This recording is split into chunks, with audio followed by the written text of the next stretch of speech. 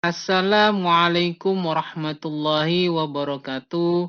Salam sejahtera untuk kita semua. Semoga Tuhan Yang Maha Esa selalu melindungi kita dan menganugerahkan kesehatan kepada kita semua, serta semangat untuk terus belajar. Pada pertemuan kali ini, dalam mata kuliah perencanaan dan mata kuliah pengawasan, pokok bahasan kita adalah berkenaan dengan marketing plan atau rencana pemasaran. Sedangkan agenda bahasan pada pertemuan kali ini yaitu yang pertama adalah mengenai pengertian dari marketing plan itu sendiri. Selanjutnya dilanjutkan dengan pembahasan mengenai analisis situasi terhadap lingkungan dan peluang pasar dengan menggunakan analisis SWOT, di mana analisis SWOT ini mengukur terkait dengan kekuatan, kelemahan, peluang, dan ancaman yang ada pada bisnis tersebut. Dan yang ketiga yaitu pembahasannya adalah berkenaan dengan sasaran dan tujuan pemasaran, serta yang keempat yaitu membahas masalah strategi pemasaran, dan yang terakhir membahas mengenai taktik atau tindakan dalam pemasaran. Marketing plan atau rencana pemasaran ini dimaknai sebagai suatu perpaduan dari aktivitas-aktivitas yang saling berhubungan untuk mengetahui mengenai kebutuhan konsumen serta mengembangkan promosi, distribusi, pelayanan, dan harga agar kebutuhan konsumen itu dapat terpuaskan dengan baik pada tingkat keuntungan tertentu. Sederhananya mengenai pengertian dari marketing plan ini dimaksudkan sebagai rangkaian rencana pemasaran yang dibuat atau disusun guna mencapai target atau tujuan dalam kurun waktu periode tertentu. Itulah pengertian dari marketing plan atau rencana pemasaran. Ada 3 hal yang perlu diperhatikan dalam membuat rencana pemasaran atau marketing plan ini, yaitu yang pertama adalah informasi produk atau jasa yang akan dijadikan benchmark atau tolak ukur bagi rancangan produk atau jasa yang akan dijual. Sehingga ini harus ditentukan terlebih dahulu produk atau jasa yang akan dijadikan benchmark oleh perusahaan. Dan yang kedua yaitu jenis pasar yang akan dipilih. Ini juga harus diperhatikan baik dari sisi produsen maupun dari sisi konsumen, di mana tentunya hal ini memperhatikan terhadap pasar industri yang ada pada saat itu, serta menentukan strategi dan kebijakan yang akan dijalankan oleh perusahaan. Dan yang ketiga yang perlu diperhatikan dalam membuat marketing plan adalah berkenaan dengan informasi pergerakan permintaan konsumen terhadap produk atau jasa yang akan dijual, serta mengenai pergerakan kemampuan produsen dalam menawarkan produk atau jasa tersebut. Sehingga informasi ini dibutuhkan baik dari informasi eksternal yang berhubungan dengan produk yang diminta oleh konsumen, dan juga melihat terhadap kemampuan secara internal untuk menghasilkan produk atau jasa tersebut. Nah, itulah 3 hal yang perlu diperhatikan dalam membuat rencana pemasaran. Sebenarnya terkait dengan kegiatan dalam marketing plan ini terfokus pada 4 hal, yaitu berkenaan dengan analisis situasi lingkungan dan peluang pasar, itu yang pertama. Yang kedua yaitu mengembangkan sasaran dan tujuan pemasaran, Dan yang ketiga adalah menetapkan strategi pemasaran, serta yang keempat adalah menciptakan taktik atau tindakan dalam pelaksanaan marketing plan tersebut. Untuk analisis situasi, maka pada bagian ini menjelaskan mengenai posisi perusahaan atau posisi produk pada saat dilempar ke pasaran. Nah, dalam hal ini untuk melakukan analisis situasi, maka dibutuhkan yang namanya data historis penjualan, situasi kompetitor utama, dan penjelasan mengenai tren penjualan terkini, serta profit yang dihasilkan.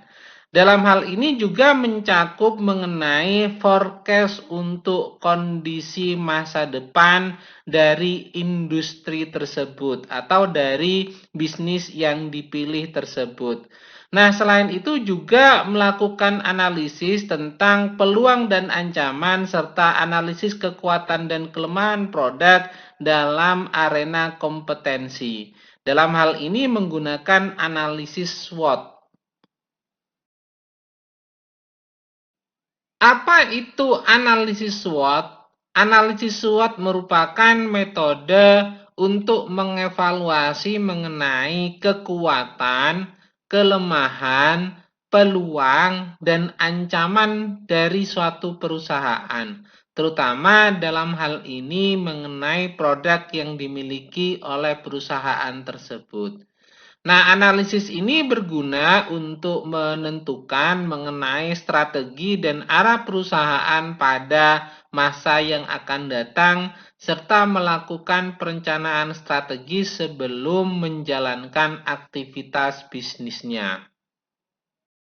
Analisis SWOT ini terbagi menjadi 4 komponen, yaitu strength atau kekuatan, yang kedua adalah weakness atau kelemahan, yang ketiga adalah opportunities yaitu peluang, dan yang keempat adalah threats yaitu ancaman. Nah, 4 hal tersebut itu terbagi menjadi 2 kelompok utama, yaitu kelompok internal dan yang kedua kelompok eksternal. Di mana kelompok atau faktor internal ini terbagi menjadi 2, yaitu berkenaan dengan kekuatan dan kelemahan, sedangkan kelompok atau faktor eksternal terbagi menjadi peluang dan ancaman. Nah, untuk faktor internal ini untuk mendapatkan data analisisnya dapat diperoleh dari bagian internal perusahaan atau bisnis itu sendiri. Nah, untuk analisis SWOT pada bagian internal ini meliputi kekuatan dan kelemahan, strength atau weakness. Nah, untuk kekuatan ini merupakan komponen yang akan memberikan kelebihan serta keuntungan dalam bisnis dibandingkan dengan yang lainnya. Sehingga kita bisa memetakan apa yang menjadi kekuatan dari bisnis tersebut. Dan yang kedua, Pak, dalam faktor internal ini adalah berkenaan dengan weakness atau kelemahannya. Kelemahan ini merupakan komponen yang nantinya akan menjadi penentu mengenai kelemahan apa saja yang ada dalam bisnis tersebut atau bisnis yang sedang berjalan tersebut. Sedangkan untuk faktor eksternal, untuk dapat memperoleh faktor eksternal ini, maka dibutuhkan pihak dari eksternal atau pihak luar. Misalnya untuk mendapatkan data penilaian atau analisis terhadap faktor eksternal ini dapat menyebarkan kuesioner atau angket pada konsumen ataupun kepada calon konsumen. Nah, pada faktor eksternal ini dalam analisis SWOT itu ada 2, yaitu opportunities yaitu peluang dan threats atau ancaman. Nah, terkait dengan peluang ini bagaimana kita mengetahui ada peluang apa saja yang dapat dimanfaatkan dalam mengembangkan perusahaan di masa yang akan datang.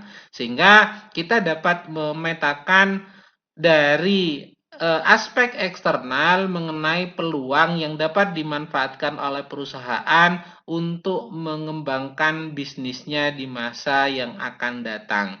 Sedangkan ancaman ini berguna untuk mengetahui apakah ada hal-hal yang mungkin nantinya akan dihadapi sebagai ancaman ketika menjalankan bisnis tersebut.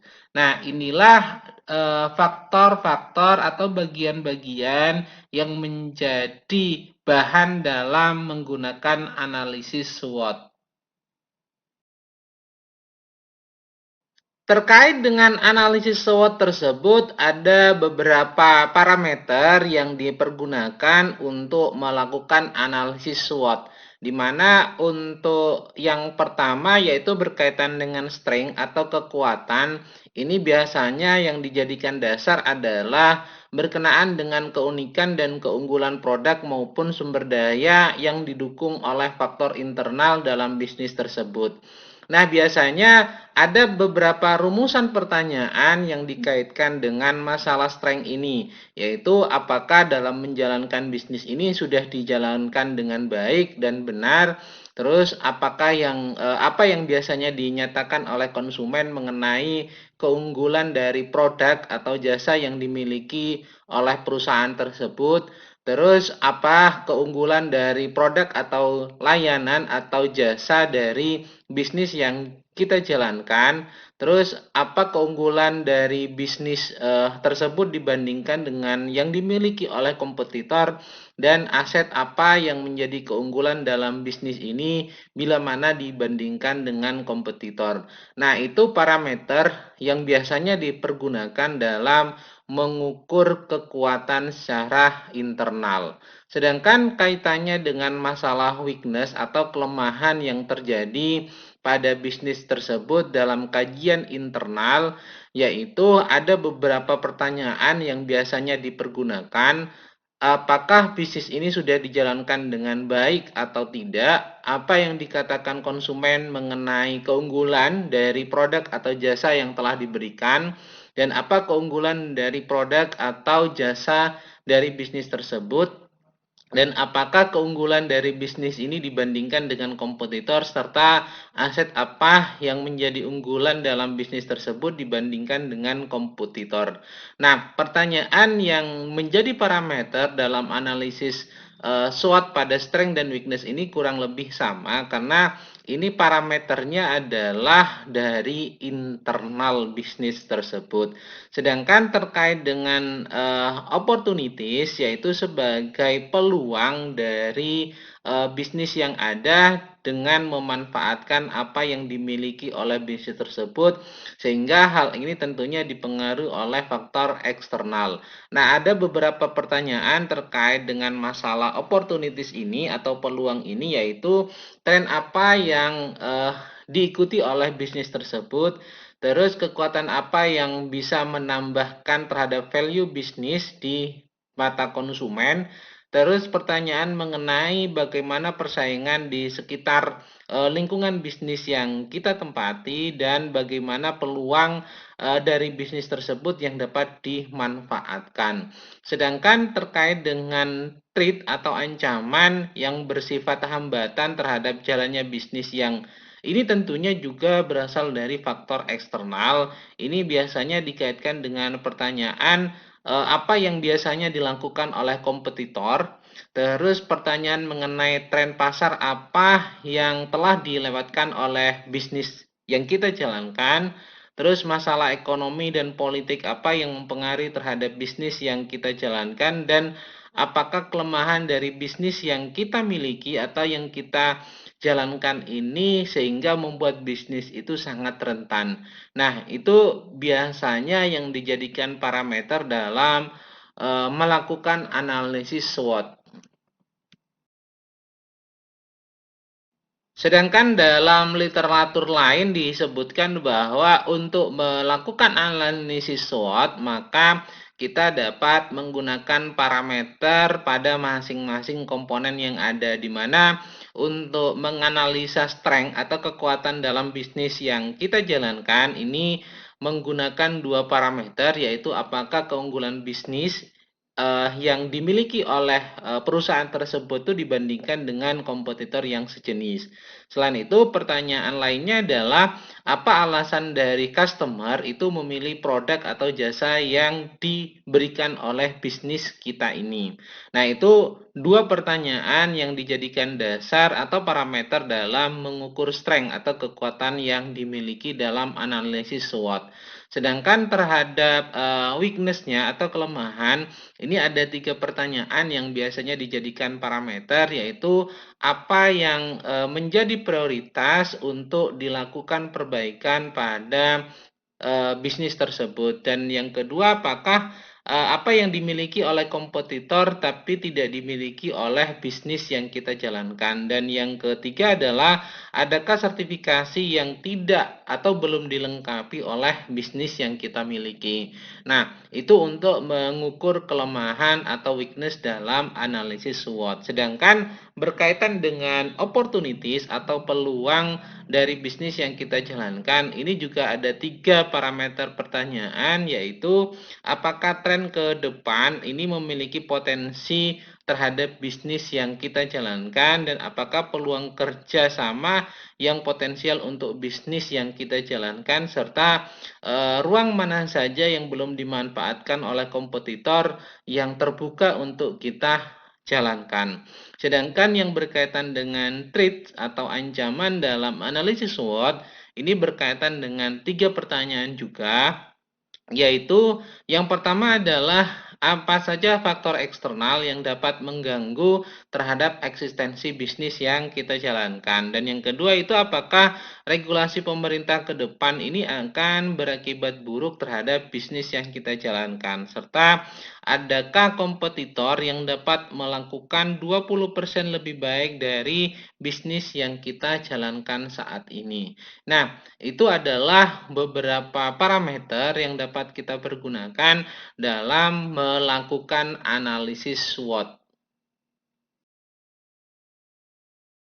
Sebagai contoh misalnya dalam melakukan analisis SWOT ini terhadap bagian marketing atau bagian pemasaran, ini kita coba petakan pada 4 kelompok, yaitu kelompok strength atau kekuatan, kelompok weakness atau kelemahan, kelompok opportunities atau peluang, dan kelompok threat atau ancaman. Nah, berkaitan pada 4 kelompok tersebut, sebagai contoh dari telah dilakukannya analisis SWOT pada bagian marketing atau bagian pemasaran, maka kita temukan bahwa kekuatan yang dimiliki oleh perusahaan ini ada 4, yaitu yang pertama adalah perusahaan memiliki nama atau merek yang kuat dan merupakan pemimpin pasar dalam industrinya. Dan yang kedua adalah perusahaan memiliki portofolio produk yang terdiversifikasi dengan berbagai macam produk. Dan yang ketiga adalah perusahaan memiliki jaringan distribusi yang kuat. Dan yang keempat, perusahaan memiliki basis pelanggan yang loyal. Sedangkan kelemahan dari bisnis yang dijalankan tersebut dalam analisis SWOT pada bidang marketing ini, yaitu yang pertama adalah perusahaan sangat bergantung pada produk, mesti tidak memiliki kehadiran yang kuat di pasar generik. Dan yang kedua adalah harga produk perusahaan lebih tinggi dibandingkan dengan pesaingnya. Dan yang ketiga, perusahaan menghadapi persaingan yang semakin ketat dari pendatang baru di pasar tersebut. Sedangkan dari faktor eksternalnya sebagai potensi atau peluang yang mungkin dapat diperoleh dari bisnis tersebut berdasarkan pada analisis SWOT ini, yaitu perusahaan dapat memperluas portofolio produknya dengan meluncurkan produk baru di pasaran. Dan yang kedua adalah perusahaan dapat memasuki pasar dan geografi baru. Serta yang ketiga adalah perusahaan dapat meningkatkan pangsa pasarnya dengan menerapkan strategi pemasaran dan promosi yang efektif. Sedangkan ancaman yang diperoleh dari analisis SWOT ini yaitu perusahaan menghadapi ancaman pendatang baru di pasar tersebut, dan yang kedua perusahaan menghadapi ancaman pengganti, dan yang ketiga adalah perusahaan menghadapi ancaman persaingan yang ketat dari para pesaingnya. Ini adalah contoh analisis SWOT pada bidang marketing atau bidang pemasaran. Bahasan berikutnya dalam marketing plan ini adalah berkenaan dengan sasaran dan tujuan pemasaran, di mana sasaran adalah apa yang hendak dicapai, sedangkan tujuan merupakan sasaran dalam bentuk yang lebih detail, yang merupakan langkah-langkah aksi untuk dilakukan. Baik sasaran maupun tujuan ini harus dibatasi oleh waktu, yaitu kapan sasaran dan tujuan itu harus dicapai. Karena dengan penetapan waktu, maka akan mengarahkan usaha tersebut itu secara lebih terorganisir. Nah, sasaran pemasaran ini biasanya merupakan ukuran kuantitas dari apa yang dijual atau dari produk suatu organisasi dan kepada siapa produk tersebut itu dijual. Biasanya sasaran pemasaran ini dinyatakan dalam bentuk profit. Sehingga sebenarnya sasaran pemasaran ini tidak jauh berbeda dengan sasaran perusahaan yang merupakan tujuan didirikannya perusahaan tersebut, yaitu untuk mendapatkan profit dan meningkatkannya. Setiap perusahaan tentunya memiliki sasaran dan tujuan pemasaran karena sasaran dan tujuan pemasaran ini menunjukkan kemana kita akan melangkah atau pergi dan kapan kita akan mencapainya. Sehingga kalau semisalnya sasaran dari rencana pemasaran atau marketing plan ini disebutkan untuk meluncurkan produk baru atau melakukan penetrasi pasar, maka sasaran pemasaran ini dapat berupa pencapaian 10% pangsa pasar dalam jangka waktu 12 bulan setelah dilakukan peluncuran produk baru. Sehingga sasaran pemasaran dalam hal ini tentunya akan lebih spesifik terkait dengan apa yang menjadi tujuan dari perusahaan tersebut. Untuk diketahui bahwa sebenarnya dalam mengukur sasaran dan tujuan pemasaran ini dapat menggunakan matrik Ansoff, di mana matrik Ansoff ini dapat dipergunakan untuk menetapkan sasaran pemasaran. Matrik Ansoff atau Ansoff Metric ini merupakan sarana yang sangat membantu dalam menetapkan sasaran pemasaran, di mana situasi bersaing perusahaan dapat disederhanakan menjadi dua dimensi saja, yaitu produk dan pasar. Bahkan untuk lebih sederhananya, kerangka kerja Ansoff ini hanya berbicara tentang apa yang dijual atau produk apa yang dijual dan kepada siapa produk tersebut dijual atau dipasarkan. Sehingga dalam matrik Ansoff ini kita dapat melihat pada dua komponen atau dua dimensi, yaitu produk dan market, di mana produk ini juga berbicara tentang masalah produk yang sudah existing atau sudah berjalan dan produk baru. Sedangkan pasar atau market juga berbicara mengenai dua hal tersebut, pasar yang existing atau pasar yang baru.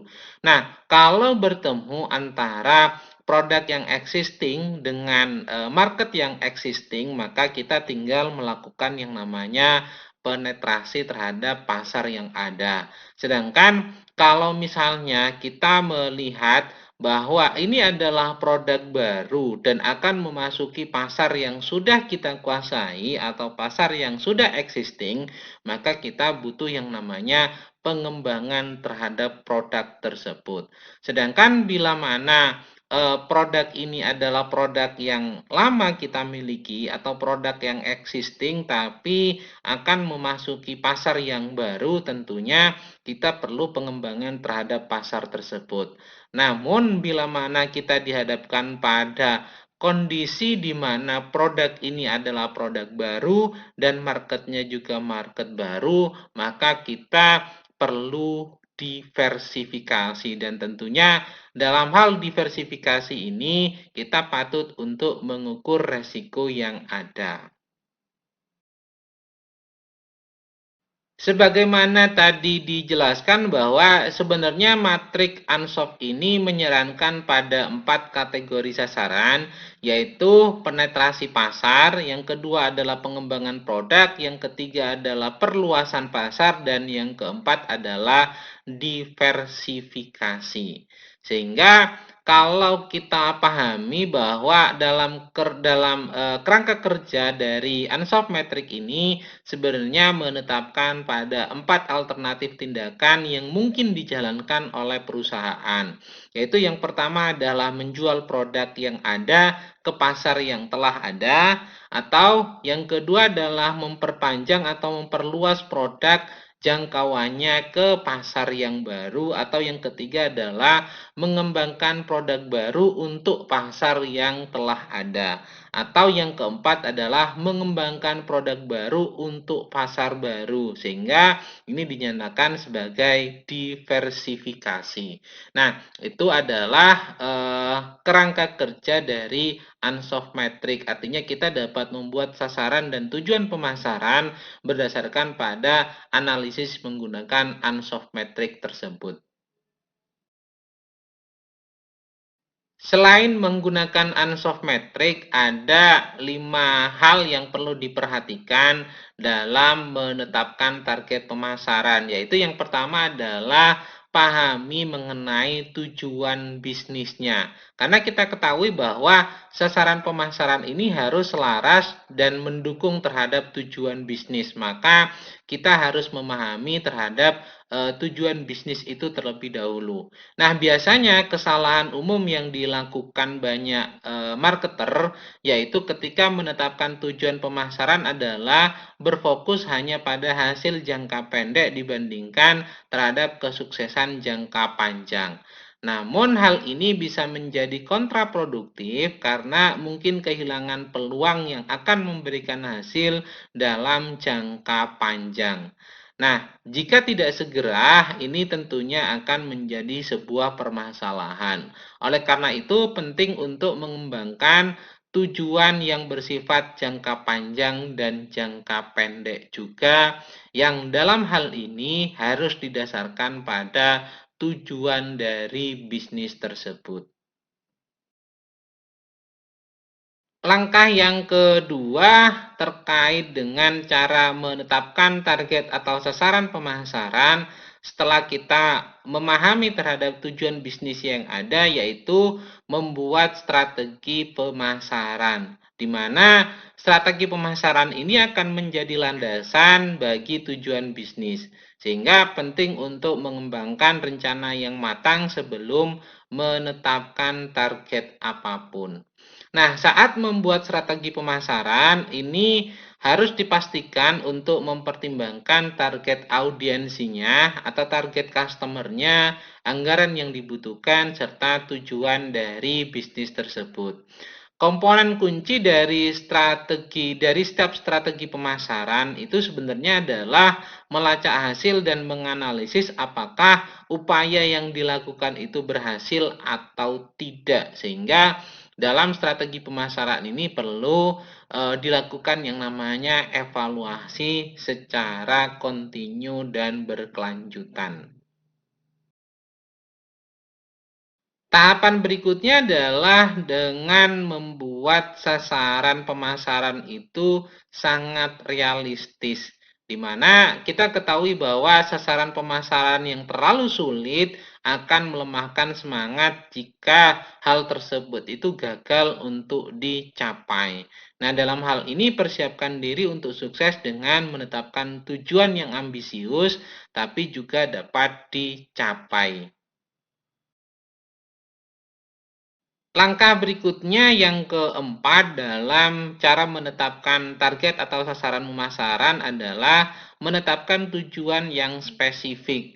Agar dalam hal ini sasaran pemasaran yang dibuat secara spesifik tentunya akan lebih efektif dalam pelaksanaannya. Langkah yang terakhir terkait dengan cara menetapkan target atau sasaran pemasaran, yaitu berkomitmen terhadap target waktu yang telah ditetapkan.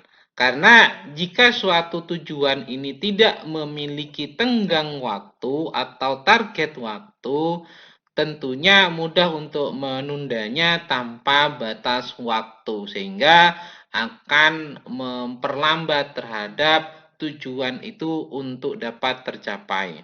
Nah, untuk memastikan bahwa tetap pada jalur yang telah ditetapkan, maka perlu menetapkan garis waktu untuk setiap target pencapaian. Hal ini tentunya akan membantu untuk fokus dan termotivasi untuk berupaya dalam mencapai tujuan yang telah ditetapkan. Selain itu, menetapkan tenggang waktu atau target waktu itu tentunya akan memudahkan dalam proses pertanggungjawabannya, sehingga kita dapat mengevaluasi kenapa target tersebut itu misalnya tidak tercapai pada waktu yang telah ditetapkan. Nah, yang paling penting untuk dipahami yaitu kunci sukses dalam menetapkan target pemasaran ini adalah bersikap realistis dan spesifik dengan tujuan yang jelas dan tenggang waktu untuk setiap tujuan yang telah ditetapkan. Pembahasan berikutnya dalam marketing plan yaitu berkenaan dengan strategi pemasaran. Namun sebelum membahas mengenai strategi pemasaran, kita harus memahami terlebih dahulu apa itu strategi. Strategi ini merupakan sesuatu yang diperlukan untuk mencapai sasaran yang telah ditetapkan. Jika sasaran itu merupakan tempat yang ingin dituju, maka strategi ini merupakan rute yang mesti diambil untuk mencapai tempat tersebut. Selain itu, strategi juga dimaknai sebagai satu kesatuan rencana yang menyeluruh dan terpadu untuk mencapai tujuan. Ada juga yang memaknai bahwa strategi ini merupakan pendekatan secara keseluruhan yang berkaitan dengan pelaksanaan gagasan, perencanaan, dan eksekusi dari sebuah aktivitas dalam kurun waktu tertentu. Setelah kita memahami apa itu strategi, maka selanjutnya kita akan membahas apa itu yang dimaksud dengan strategi pemasaran. Nah, strategi pemasaran ini dimaknai sebagai rencana menyeluruh, terpadu, dan menyatu di bidang pemasaran yang memberikan pedoman tentang kegiatan yang akan dilakukan dalam mencapai tujuan perusahaan melalui periklanan, program promosi, penjualan, program produk, dan pendistribusian. Selain itu, strategi pemasaran juga dimaknai sebagai memilih dan menganalisis pasar sasaran yang merupakan suatu kelompok orang yang ingin dicapai oleh perusahaan dan menciptakan suatu bauran pemasaran yang cocok dan yang dapat memuaskan pasar sasaran tersebut. Sebagai contoh dalam hal ini berkenaan dengan strategi pemasaran, yaitu jika sasaran misalnya sasaran pemasaran ini adalah untuk meningkatkan penjualan, maka strategi yang mungkin dapat dilakukan dalam hal ini adalah yang pertama meningkatkan harga untuk setiap unitnya, atau yang kedua adalah meningkatkan volume penjualan secara keseluruhan, atau yang ketiga adalah menjual lebih banyak unit dengan harga lebih tinggi, atau yang keempat adalah kombinasi dari tiga alternatif tersebut, sehingga sasaran pemasaran untuk meningkatkan penjualan itu tercapai dengan strategi pemasaran yang dapat dilakukan. Tujuan utama dari dibuatnya strategi pemasaran itu adalah untuk menciptakan nilai tambah bagi pelanggan dan mencapai keunggulan kompetitif dalam pangsa pasar. Sehingga strategi pemasaran yang efektif tentunya akan mempertimbangkan faktor-faktor seperti segmentasi pasar, penentuan target pasar, posisi brand, bauran pemasaran, dan ini tentunya kita akan melakukan yang namanya evaluasi dan pengukuran.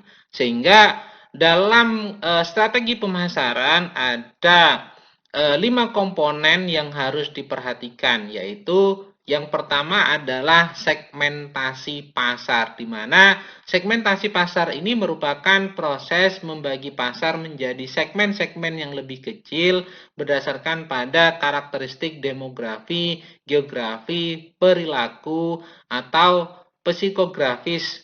Nah, hal ini tentu memungkinkan perusahaan untuk memahami kebutuhan dan preferensi pelanggan secara lebih spesifik. Nah, komponen yang kedua dalam strategi pemasaran yang perlu diperhatikan yaitu berkaitan dengan penentuan target pasar, di mana dalam hal ini memilih segmen pasar yang akan menjadi fokus utama perusahaan dan mengarahkan upaya pemasaran pada segmen tersebut. Target pasar yang dipilih ini harus sesuai dengan tujuan perusahaan dan memiliki potensi untuk menghasilkan penjualan dan keuntungan yang tinggi.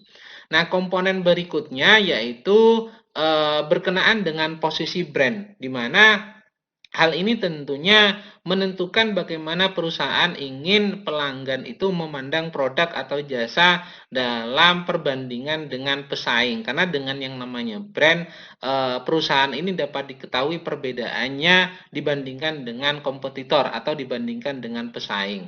Posisi brand yang kuat dan unik tentunya membantu membedakan perusahaan dari pesaing dan menciptakan keunggulan yang lebih kompetitif. Nah, komponen yang keempat yaitu berkenaan dengan bauran pemasaran atau kita kenal dengan marketing mix. Nah, ini merupakan kombinasi dari elemen pemasaran utama yaitu produk, harga, promosi, dan distribusi. Nah, perusahaan dalam hal ini harus memutuskan jenis produk apa dan jasa apa yang akan ditawarkan serta harga yang akan dikenakan dan cara mempromosikannya dan juga bagaimana cara mendistribusikan produk tersebut untuk sampai ke pelanggan. Dan yang terakhir dalam komponen strategi pemasaran ini adalah berkenaan dengan evaluasi dan pengukuran. Hal ini merupakan proses memantau dan mengevaluasi dari keberhasilan strategi pemasaran yang telah dilakukan. Melalui pengukuran kinerja pemasaran ini tentunya perusahaan dapat menentukan apakah strategi yang dijalankan itu efektif atau perlu dilakukan yang namanya penyesuaian.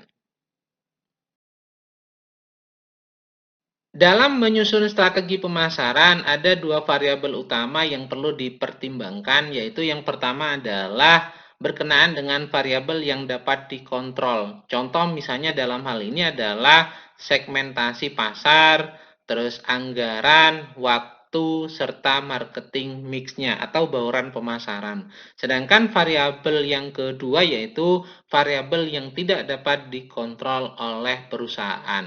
Sehingga kita harus berhati-hati dalam menyusun strategi pemasaran, terutama pada variabel yang tidak dapat dikontrol oleh perusahaan. Terkait dengan strategi pemasaran, ini tentunya juga harus memperhatikan terhadap siklus kehidupan produk, di mana setiap siklus kehidupan produk ini memiliki strategi pemasaran yang berbeda-beda juga. Nah, sebagaimana kita ketahui bahwa ada 5 siklus kehidupan produk. Yang pertama adalah introduction atau tahap pengenalan produk. Dilanjutkan dengan siklus kehidupan produk yang kedua yaitu growth atau tahap pengembangan produk. Dan yang ketiga yaitu maturity, di mana ini merupakan siklus kehidupan produk dalam tahap kematangan produk. Dan yang keempat adalah tahap menurun atau tahap produk di mana mengalami penurunan. Ini merupakan siklus decline. Dan yang terakhir adalah terjadinya tahapan produk ini ditinggalkan atau abandonment.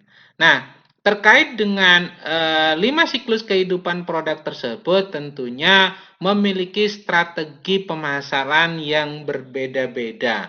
Nah, kita lihat bahwa untuk tahap pengenalan produk ini disebut dengan strategi produk baru yang dikenalkan di pasaran. Sedangkan pada tahap pengembangan produk atau growth ini merupakan strategi produk yang sudah dikenal di pasaran. Sedangkan pada saat maturity atau tahap kematangan produk ini dihadapkan pada kondisi pasar jenuh sehingga perlu dilakukan yang namanya strategi pasar jenuh pada saat masa maturity. Dan berikutnya adalah pada saat tahap menurun dan bahkan pada saat produk ini ditinggalkan, maka kita harus menyusun strategi pemasaran decline karena pada produk tersebut produk-produk itu telah turun dan bahkan ditinggalkan oleh customer. Terkait dengan strategi produk baru diperkenalkan di pasaran, maka yang harus dilakukan adalah berusaha untuk memperbaiki penampilan produk yang dimiliki atau menyebarkan barang atau produk sebanyak-banyaknya ke seluruh jaringan yang dimiliki serta diharapkan dapat melakukan penjualan yang sangat signifikan atau terjual habis. Nah, sedangkan strategi produk yang sudah dikenal di pasaran itu tentunya adalah terus-menerus mencari segmen pasar baru, menambah jumlah tenaga marketing, dan menambah armada serta jaringan distribusi. Dan selain itu, memperbaiki mutu produk dan juga mempertimbangkan strategi untuk menurunkan harga untuk barang-barang yang harganya tinggi.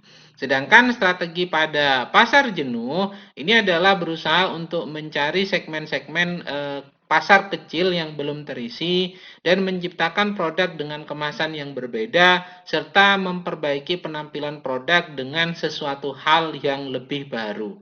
Nah, jika strategi ini tidak berhasil, maka tentunya kita akan dihadapkan pada masa penurunan atau decline sehingga strategi yang harus dilakukan pada masa penurunan ini adalah jika kondisinya atau gejalanya sudah parah, tentunya anggaran promosi atau anggaran periklanan ini harus dihentikan. Dan kita harus memusatkan perhatian pada pasar yang masih ada harapan, sedangkan pasar lain ini harus dihentikan. Dan yang terakhir adalah menghentikan pasaran produk secara menyeluruh dan menciptakan produk yang baru. Nah, itu adalah beberapa strategi pemasaran yang dapat dilakukan berdasarkan pada siklus kehidupan produk. Dalam menyusun strategi pemasaran, ini juga dapat menggunakan analisis SWOT, di mana analisis SWOT ini kita akan melakukan penggabungan untuk menyusun sebuah strategi. Contoh misalnya dalam hal ini, saat kita sudah dapat mengidentifikasi semua faktor-faktor yang berkaitan dengan kekuatan dan juga faktor-faktor yang berkaitan dengan kelemahan serta faktor-faktor yang berhubungan dengan peluang dan ancaman yang dapat terjadi pada perusahaan tersebut, maka selanjutnya adalah kita dapat menyusun strateginya dengan menggabungkan atau mengawinkan dari masing-masing komponen pada analisis SWOT tersebut. Contoh misalnya dalam hal ini, perpaduan antara strength atau kekuatan dengan opportunity atau peluang ini dapat membuat sebuah strategi yang namanya strategi SO atau strategi Strength and Opportunity. Nah, dalam hal ini untuk membuat strategi SO yaitu menggunakan semua kekuatan atau kelebihan yang dimiliki oleh perusahaan untuk memanfaatkan atau menangkap peluang yang ada. Itu strategi yang harus dilakukan pada saat kita sudah dapat mengidentifikasi kekuatan dan peluang yang ada. Sedangkan bila mana kita dihadapkan pada kondisi kelemahan dan peluang, kita dapat menyusun yang namanya strategi WO atau strategi weakness and opportunities. Nah, pada saat kita sudah mengidentifikasi semua faktor-faktor yang menjadi kelemahan atau kekurangan dari bisnis yang kita miliki dan telah menyusun dan mengidentifikasi semua faktor-faktor yang menjadi peluang dari faktor eksternal, kita dapat menyusun strategi weakness and opportunities dengan menciptakan strategi yang memanfaatkan peluang untuk menghindari kelemahan atau meminimalkan terhadap kelemahan yang kita miliki. Dalam hal ini, poinnya adalah memanfaatkan peluang yang ada untuk meminimalkan atau bahkan menghindari terhadap kelemahan yang kita miliki.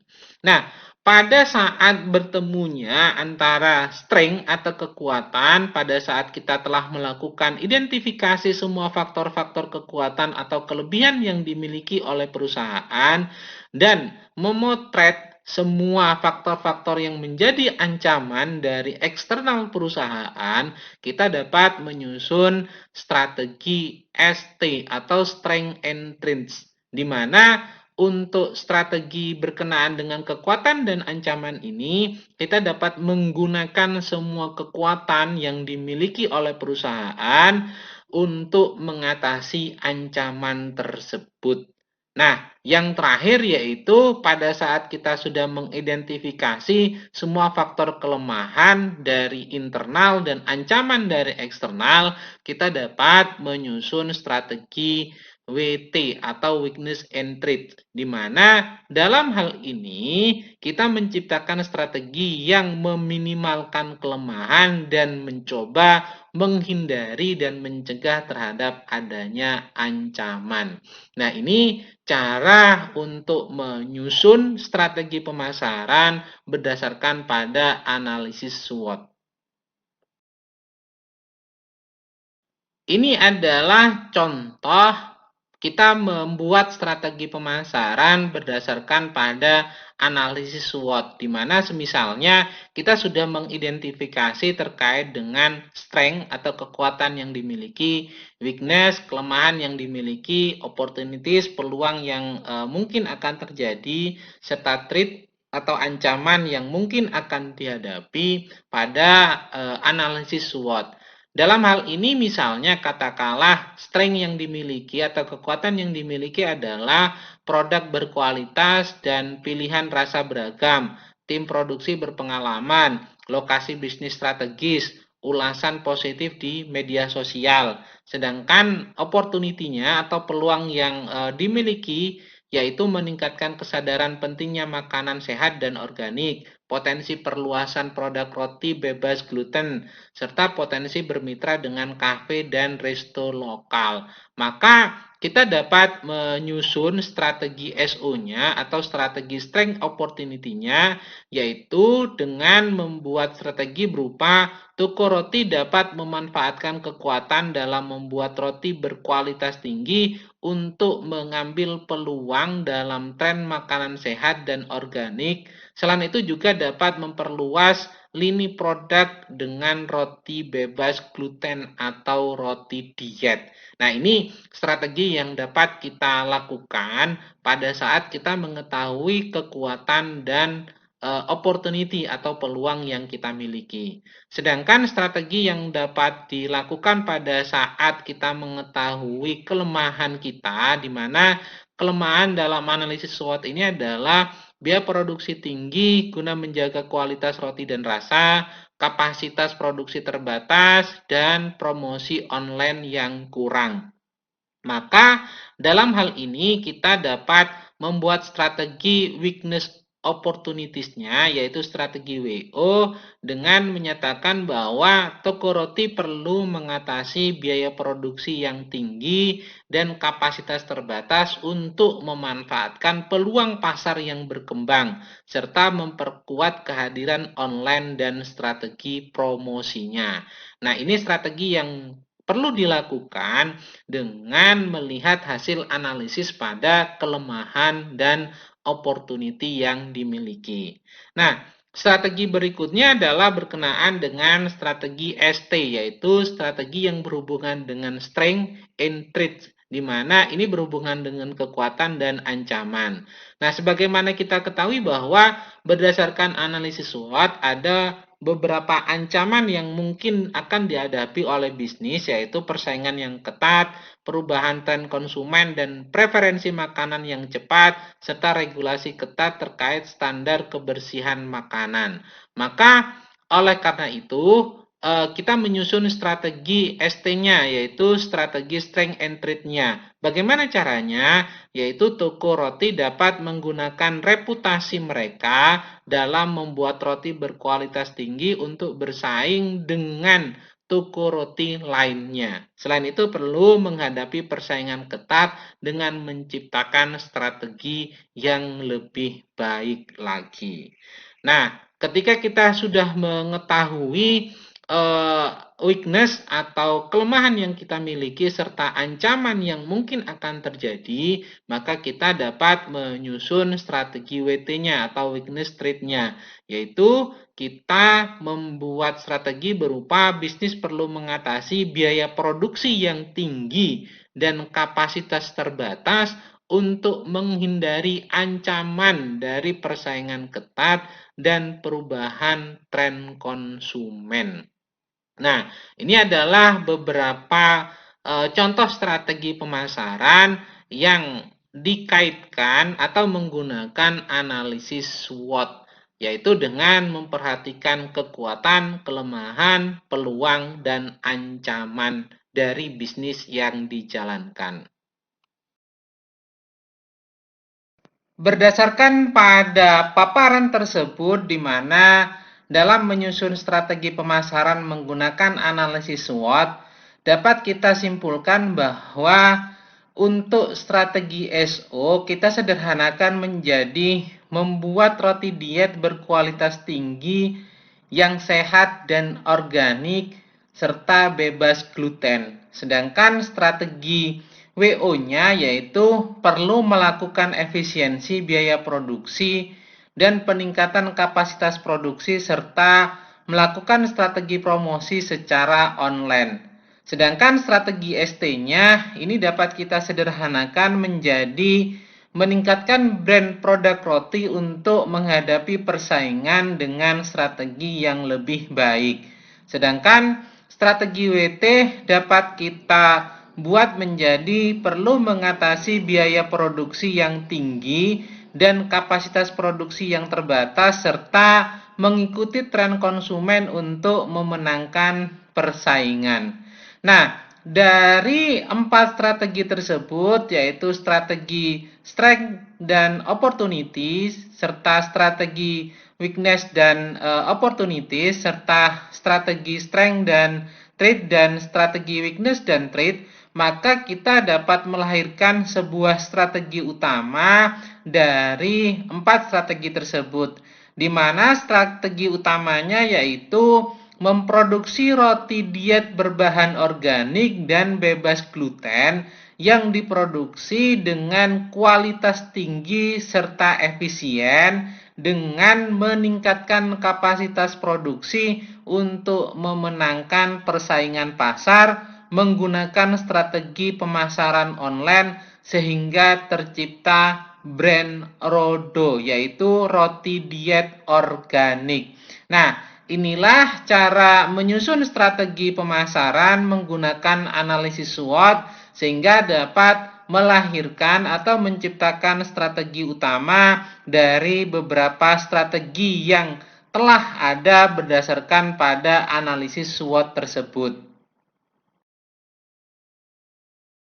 Strategi pemasaran ini juga berkaitan dengan jadwal pelaksanaan, anggaran pemasaran, dan kontrol serta evaluasi. Nah, berkaitan dengan jadwal pelaksanaan, ini merupakan action plan atau rencana yang dirancang secara sistematis untuk mencapai tujuan atau hasil tertentu.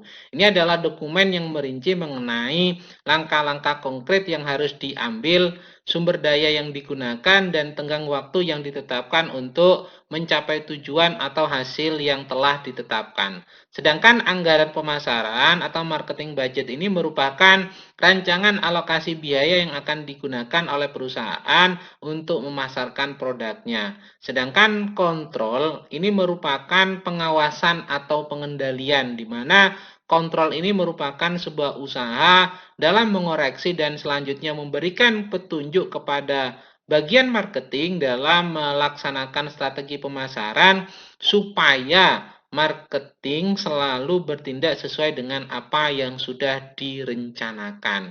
Sehingga kita perlu dalam strategi pemasaran ini untuk menyusun jadwal pelaksanaan, anggaran pemasaran, serta juga mekanisme kontrol atau pengawasan dan pengendaliannya. Perlu diingat bahwa tujuan akhir dari konsep strategi pemasaran ini adalah total customer satisfaction atau kepuasan pelanggan sepenuhnya. Ini bukan berarti bahwa memberikan kepada pelanggan apa yang menurut kita, menurut penjual inginkan dari mereka, tetapi apa yang sesungguhnya mereka atau pelanggan inginkan, serta kapan dan bagaimana mereka inginkan. Sehingga dalam hal ini untuk membuat strategi pemasarannya dengan konsep total customer satisfaction, ini ada 4 hal yang perlu diperhatikan, yaitu berkenaan dengan sudut pandang dari pelanggan, yaitu 4C. Pertama adalah customer need and wants atau kebutuhan dan keinginan dari pelanggan. Yang kedua adalah cost to the customer atau biaya yang harus dikeluarkan oleh customer. Dan yang berikutnya adalah convenience-nya, merasa nyaman terhadap produk atau jasa yang diberikan. Serta yang terakhir adalah communication atau cara bagaimana kita berkomunikasi. Ingat bahwa untuk memelihara pelanggan, memelihara langganan ini, maka pelanggan ini harus memperoleh kepuasan melalui nilai lebih yang diterimanya dibandingkan dengan uang yang pelanggan keluarkan untuk memperoleh suatu barang atau jasa. Sehingga dalam hal ini perlu adanya strategi pemasaran untuk mencapai tujuan total customer satisfaction. Bahasan terakhir dalam marketing plan ini adalah berkenaan dengan taktik, di mana taktik ini memiliki ruang lingkup yang lebih sempit dan waktu yang lebih singkat dibandingkan dengan strategi. Taktik ini merupakan cara dalam menjalankan rencana tersebut, yaitu teknik yang dipakai untuk melaksanakan strategi. Dan pada umumnya dalam hal ini kadang orang itu mencampur adukan antara strategi dan taktik. Nah, jika strategi merupakan semacam garis besar bagaimana cara mencapai sasaran, maka taktik ini adalah langkah-langkah atau tindakan-tindakan yang lebih khusus lagi. Nah, contoh misalnya dalam meningkatkan awareness di antara customer potensial, ini misalnya disebut sebagai suatu strategi, maka membuat brosur untuk dikirim ke calon customer ini merupakan taktik untuk menerapkan strategi tersebut. Ingat bahwa salah satu komponen dalam strategi pemasaran ini adalah jadwal pelaksanaan. Nah, ada anggaran pemasaran dan juga ada kontrol. Nah, taktik ini merupakan bagian dari 3 hal tersebut, sehingga kapan akan dilaksanakan, bagaimana anggarannya, dan bagaimana evaluasinya, ini merupakan taktik untuk mencapai strategi yang telah ditetapkan. Taktik ini juga biasanya dikaitkan dengan elemen dalam bauran pemasaran, yaitu 4P, yaitu product, price, promotion, dan place. Di mana taktik pemasaran ini yang berkaitan dengan produk biasanya diterapkan diantaranya adalah untuk memperluas rentang produk, meningkatkan kualitas atau fitur, mengkonsolidasikan rentang produk, membuat standar desain, reposisi produk, mengubah bauran produk, dan menetapkan yang namanya merek. Sedangkan yang berkaitan dengan price atau harga, ini biasanya membuat yang namanya taktik dalam mengubah harga, mengubah kondisi penjualan, membuat kebijakan penetrasi, dan kebijakan skimming. Sedangkan yang berkaitan dengan promosi, ini biasanya berkaitan dengan mengubah cara periklanan, mengubah cara promosi, mengubah bauran promosi, dan mengubah penjualan. Sedangkan yang berkaitan dengan place atau tempat ini tentunya mengubah saluran distribusi, mengubah cara distribusinya atau pengirimannya, serta mengubah tingkat layanannya. Nah, ini ada beberapa taktik yang biasanya dikaitkan terhadap bauran pemasaran, terutama dalam sudut pandang penjual, yaitu yang berkaitan dengan 4P, product, price, promotion, dan place. Mungkin itu dulu paparan yang dapat saya sampaikan. Mudah-mudahan dapat dipahami dengan baik. Bila ada hal yang kurang berkenan, saya mohon maaf sebesar-besarnya. Saya akhiri, wabillahi taufik wal hidayah. Wassalamualaikum warahmatullahi wabarakatuh. Jangan lupa untuk selalu menjalankan pola hidup sehat dan bersih. Semoga Tuhan Yang Maha Esa selalu menganugerahkan kesehatan kepada kita semua. Amin. Terima kasih.